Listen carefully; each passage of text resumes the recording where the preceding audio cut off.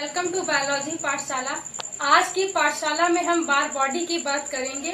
ठीक, कैसे इसे एम्ब्रियोलॉजिकल प्रोसेस में यूज किया जाता है उसकी बात करेंगे। लेकिन पाठशाला को स्टार्ट करने से पहले हम बच्चों को मोटिवेशन मैसेज देते हैं और आज का मोटिवेशन मैसेज ये है, बच्चों आप सभी जो कुछ भी पढ़ें उसे रटने की बजाय समझने का प्रयास करें। जैसे कोई टीचर समझाने का प्रयास करता है, अगर आप खुद से कोई चीज पढ़ रहे हैं तो एक टीचर की तरह अपने आप को समझाने का प्रयास करें। इसी तरीके से आप जीवन में आगे बढ़ते रहिए और सब प्रयास करते रहिए। अगर हम आज बार बॉडी की बात करें तो देखिए बार बॉडी होता क्या है, और this is the prominent question for the UP board 12th class. ठीक है, 12th क्लास में बहुत इंपॉर्टेंट क्वेश्चन होता है और ये आता भी है कभी कभी शॉर्ट नोट में। तो बार बॉडी होती क्या, देखिए बार बॉडी, ये तो समझ में आ रहा है कि बार बॉडी कुछ ऐसी चीज है जो कहीं ना कहीं बॉडी से रिलेटेड है। बार ये क्यों है, देखिए तो आराम से समझते हैं। देखिए बार बॉडी की खोज बार तथा बिरेटिन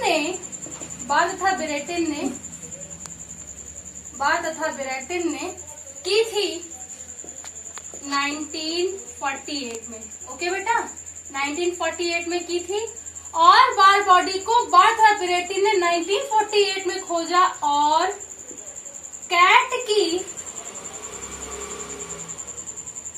सोमैटिक सेल्स में इसे खोजा गया। कैट की सोमैटिक सेल्स में इसे खोजा गया।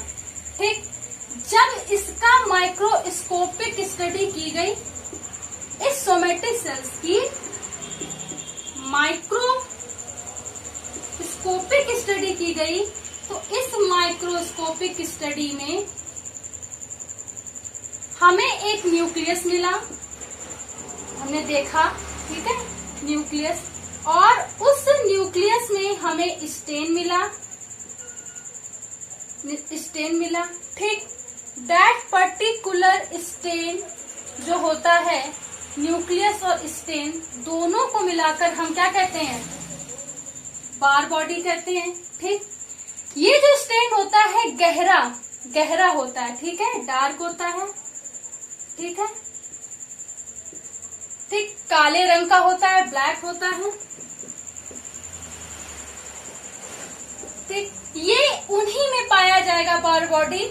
ठीक, जो फीमेल, इधर लाइए कैमरा, फीमेल मैमल्स होंगी।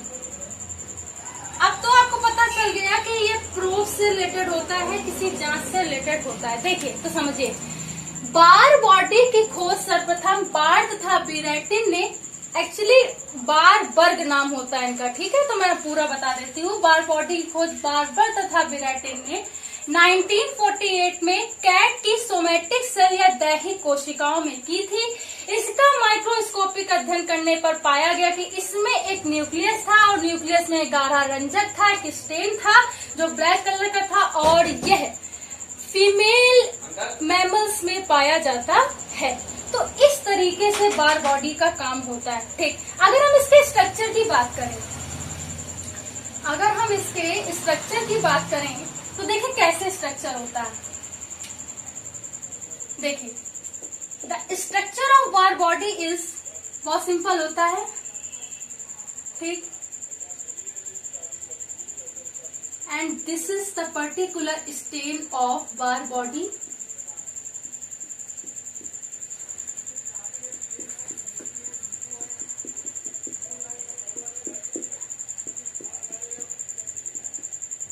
This is a somatic cells. Okay, this is a somatic cell. It is also known as दैहिक कोशिकाएं। दैहिक कोशिकाएं भी कहते हैं बेटा इसे। And this is the particular nucleus. ठीक, ये अंदर नहीं बनाया मैंने, बाहर है। ठीक है, ये न्यूक्लियस होता है। And this is the dark stain of bar body. Stain of bar body. ठीक, तो ये इस तरीके से कुछ होता है। ये स्टेन होता है। ठीक है, गहरा ब्लैक या डार्क कलर का होगा। ठीक है, और ये इसका न्यूक्लियस होता है, ये सोमैटिक सेल्स होती हैं। ठीक, तो ये बार बॉडी का स्ट्रक्चर होता है। अगर हम इसके यूजेस की बात करें, तो देखिए यूजेस कैसे होते हैं। तो जब हमें ये पता चल गया कि सोमैटिक सेल्स होती हैं, सोमैटिक सेल्स में एक न्यूक्लियस होता है, उसमें स्टेन पाया जाता है, फीमेल्स मैमल्स में पाया जाता है, तो बार बॉडी का बेटा Barr body is the significance characteristic of the female mammals. ठीक, बार बॉडी एक विशेष प्रकार का कैरेक्टर होता है फीमेल मैमल्स का। ठीक, तो बार बॉडी होता है, इसके क्या होती है, इसका प्रोस में यूज किया जाता है। ठीक है, प्रोस में कैसे, जांच में कैसे, जब किसी embryo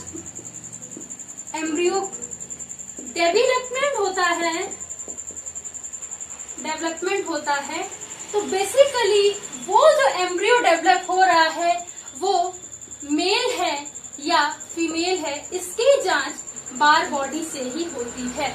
it is use in a bar body in a pros and embryological development. When the bar body is present in any embryo, it is a significance और ए आइडेंटिफिकेशन ऑफ फीमेल। मतलब क्या कि जब किसी में बार बॉडी प्रेजेंट होगी तो it is a identification of female, यानी कि वो फीमेल होगी। ठीक है, तो ये एक सिग्निफिकेंस कैरेक्टर होता है और ये सिर्फ फीमेल्स में पाया जाता है, मेल्स में नहीं पाया जाता है। तो इसीलिए जब एम्ब्रियो डेवलपमेंट होता है हम लोग जांच करवाते हैं। ठीक, अब वैन है, अब वो चीज नहीं होती, लेकिन आज भी उसके प्रोसेस हैं अलग अलग, खैर उसकी मुझे बात नहीं करनी। तो वो जो पर्टिकुलर होता है हम जानते हैं, वो पर्टिकुलर वो क्या होती है, बार बॉडी होती है, वो स्टेन पाया जाता है। अच्छा देखिए, ये जो बार बॉडी होती है ये सोमैटिक सेल्स में पाई जाती है। सोमैटिक का मतलब क्या समझते हो, what is the somatic cells? देखो,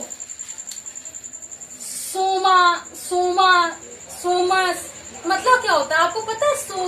सोमस मतलब मसल्स होता है।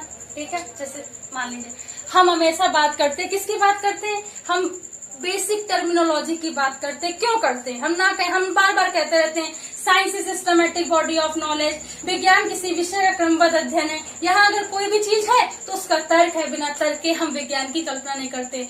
बात सही है, हम नहीं कर सकते। क्यों? क्योंकि यहाँ पे अगर कोई भी चीज होती है तो उसका फंडामेंटल फैक्ट होता है, बिना फंडामेंटल फैक्ट के हम नहीं समझ सकते हैं। देखो सोमैटिक, ठीक, सोमा बेसिकली इसका मतलब क्या होता है, मसल्स।